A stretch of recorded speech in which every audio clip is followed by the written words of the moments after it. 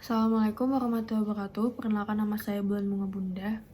Saya Sri Dewi Mulyasari, kami dari SMA Mutiara Bunda. Pada kesempatan kali ini, kami akan memaparkan penelitian kami yang berjudul Analisis Hubungan Faktor-Faktor Resiko Terhadap Kejadian Stunting pada Balita Usia 24-59 bulan di Indonesia.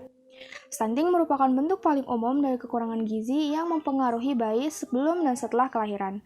Stunting dapat menyebabkan anak atau balita tidak tumbuh tinggi sesuai dengan potensial tingginya. Seorang anak dapat dikatakan stunting jika indeks tinggi badan dibandingkan umurnya kurang dari -2 standar deviasi. Selain itu, stunting juga memiliki pengaruh jangka panjang yang dapat menghambat pertumbuhan kognitif, verbal, dan motorik anak.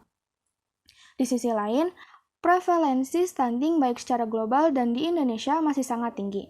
Oleh karena itu, sebagai bentuk upaya pencegahan stunting, perlu diketahui hubungan-hubungan antara faktor-faktor risiko dan kejadian stunting.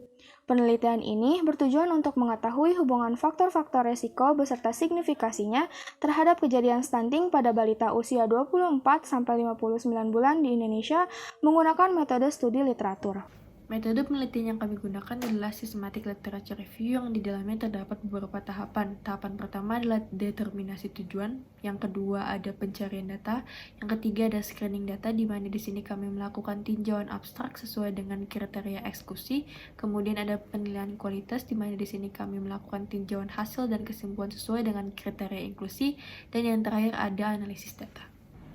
Dari hasil pencarian data menggunakan basis data Google Scholar, kami menemukan total 280 data yang sesuai dengan kata kunci. Kemudian kami seleksi berdasarkan kriteria inklusi dan eksekusi yang telah ditetapkan.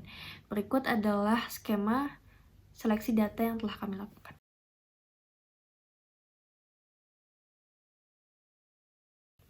Terdapat 5 data yang memenuhi syarat untuk dianalisis secara menyeluruh. Dari 5 data tersebut didapatkan faktor-faktor risiko sebagai berikut. Yang pertama ada konsumsi energi. Faktor ini tercantum pada 2 dari 5 data yang dianalisis. Kedua data menunjukkan bahwa faktor ini memiliki hubungan signifikan dan juga positif terhadap stunting.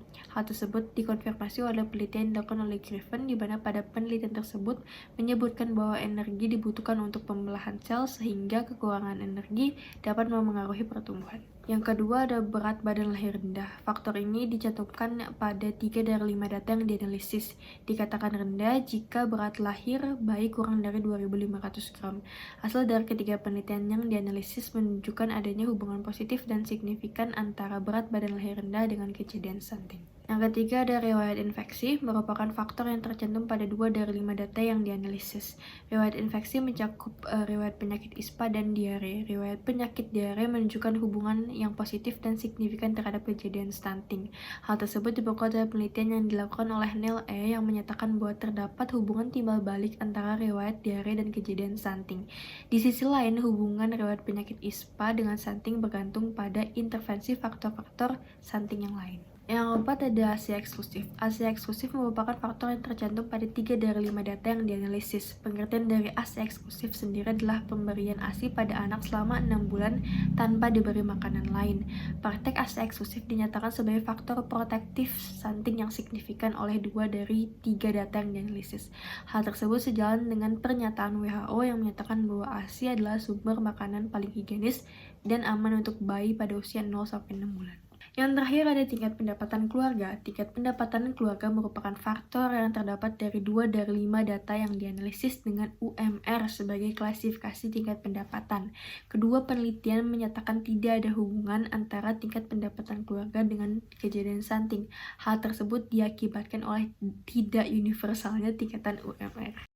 Berdasarkan hasil penelitian, dapat disimpulkan bahwa faktor yang memiliki hubungan positif dan signifikan dengan stunting adalah konsumsi energi rendah, berat badan lahir rendah, dan adanya riwayat infeksi diare. Sementara itu, faktor yang memiliki hubungan protektif terhadap stunting adalah pemberian ASI eksklusif, dan faktor yang tidak memiliki hubungan dengan stunting adalah pendapatan keluarga yang diklasifikasi berdasarkan upah minimum regional atau UMR.